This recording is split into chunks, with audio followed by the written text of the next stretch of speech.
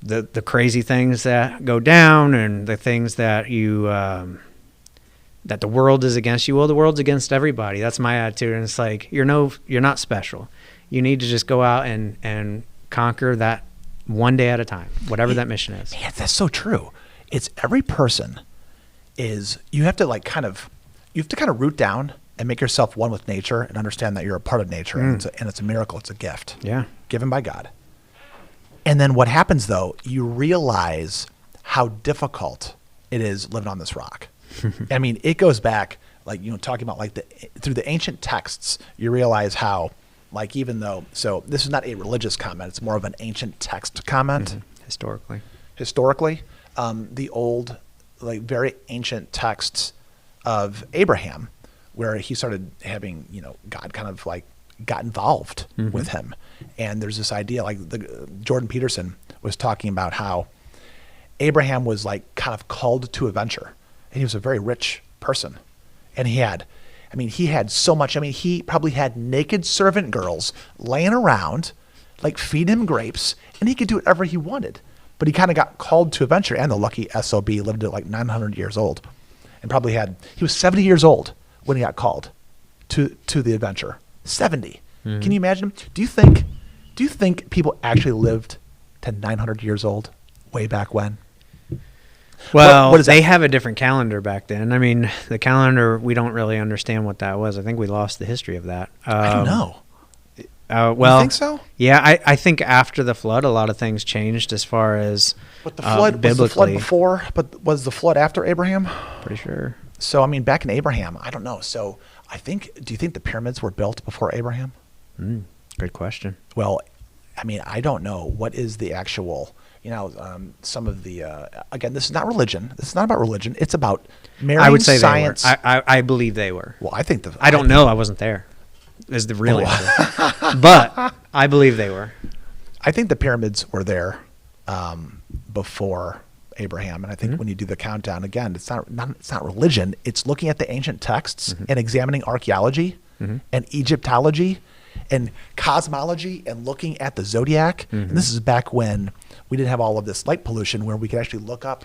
Is this about to turn into a conspiracy theory? No. Oh, okay. You know what's so funny is whenever you start talking about Abraham, they're like, "Oh, that's religion." It's like, no.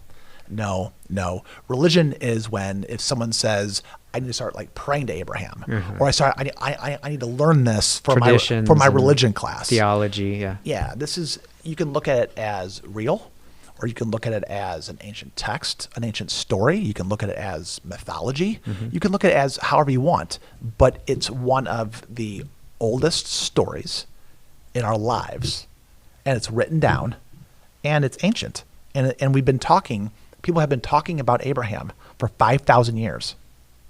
So every major religion is from the Abraham. And maybe if it's not 5,000 years, maybe it's 3,000 or 3,500 years. I don't want to get too wrong on this, because someone's going to be in the comments, Frank's an idiot. Yeah. He doesn't understand that the earth was created 5,000 years ago. So Adam and Eve came 6,000, relax. 6,000, right.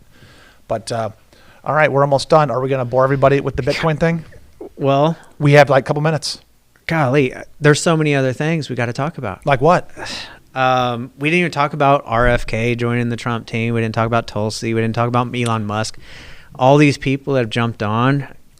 God, you're always wanting to. I'm glad. Us. No. I'm glad that you brought that up. One thing that it will eclipse. See, I can't say it will trump this subject. I don't say that anymore. I say eclipse. See what I do here? Yeah. I'm moving. Everyone's playing checkers. I'm playing chess. So I'm just joking. So I do want to talk about the RFK thing. Here's the number one thing I want to talk about is the idea that this guy really wants to clean up the environment and fight and make people healthy. That's all we knew about. He's a lawyer. That's all we knew about. He goes and he fights and he fights and he fights, and he's trying to clean up. Which body of water was he trying to clean up? It was some major body of water he's trying to clean up. And he's an environmental lawyer. He's an attorney. Okay. And you've got, people can say what they want about attorneys, but when you find a really good one that's really trying to do the right thing and make people healthy. And so he goes to his own political party and he goes, so I kind of want to dare say, this is before Make America Healthy Again. This is before Maha. Yeah. This is like a while back when he goes to his own political party and he goes, so here's the deal. I'm really, really sorry, but I need to challenge our own people here. He wanted to challenge Biden. Right. And he's like, he's like, I kind of want to throw a spoke in the machine. I kind of want to break the machine. And they're like, you're dead to me. That's really what happened. And they threw him out. Same with Elon. He was a leftist champion about all his electric cars and everything that he was doing. This is about breaking the machine. That's it. Like when you go out there and vote, I'm gonna be like Taylor Swift and just say, I don't care who you vote for, just vote. That's so weak. But that's a better way of telling people how to vote, because that's kind of condescending to tell people, here's how you should vote. I'm not gonna say that, but I'm gonna say this. If you think everything is great and you think the machine could, if the evil empire, really, I'm sorry, I'm throwing in this editorial of the evil part, but the empire, the American empire, if you think that we're never the bad guy in foreign policy and we're always, and you want to side with us, if you're an Adam Kinzinger type, Okay, yeah. when you're like a neocon, when you're like if you're a Liz Cheney, Dick Cheney kind of like person that just wants to keep Boeing stock up and you want to like line your pockets and drop a lot of bombs, then keep on voting for the empire. If you want to break the empire and you want to pay attention to the environment and you want to know what's in your foods and you want the FDA to stop putting dipotassium phosphate in your bottled water at the local grocery store, then go a different direction. And so that's my quick rant on it. What's your take on Bobby? Because that's what I call him now. Yeah, it's fascinating because Trump called. Okay, so I got that. It's fascinating how these people have all aligned. I mean, you mentioned Dick Cheney. He's supporting Kamala Harris now. Like, the warmongering. Who saw that coming? But it's to your point. It's because she is malleable. They can control her, and the military-industrial complex needs someone that they have power over.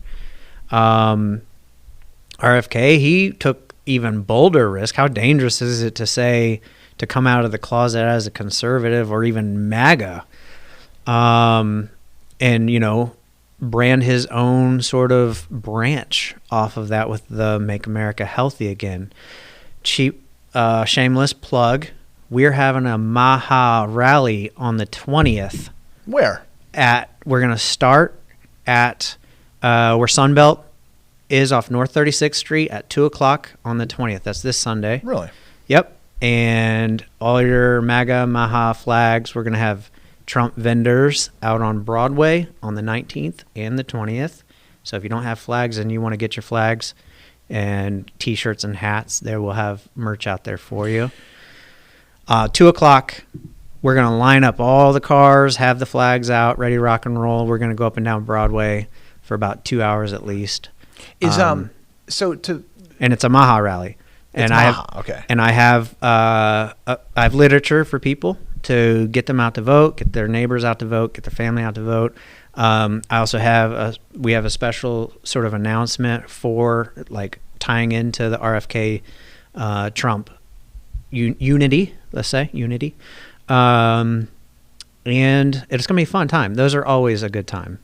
And the only people who complain about it are people who don't show up. So okay, that's fair. Well, again, we bumped up against the time. You know what we're going to have to do? We're going to have to go out of here. We're going to have to exit this pod. We're going to have to thank Bob. We're going to have to go outside. We're going to have to sit there and have phase 3. Well, no, 1, 2, 3. No, this would be phase 4 because we've already did the pod. Then we went out onto Main Street and did pod 2. After show. This is pod 3, and I'm going to go out there and do pod 4. We're going to keep on going. Oh, by the way, is there anybody that could come on, Frankie, say, and give? So, I mean, I don't consider myself. I am not a. Like Trump is red MAGA, Bobby Kennedy is kind of green MAGA. Elon is black MAGA. He calls himself dark MAGA. Yeah, dark MAGA. Yeah.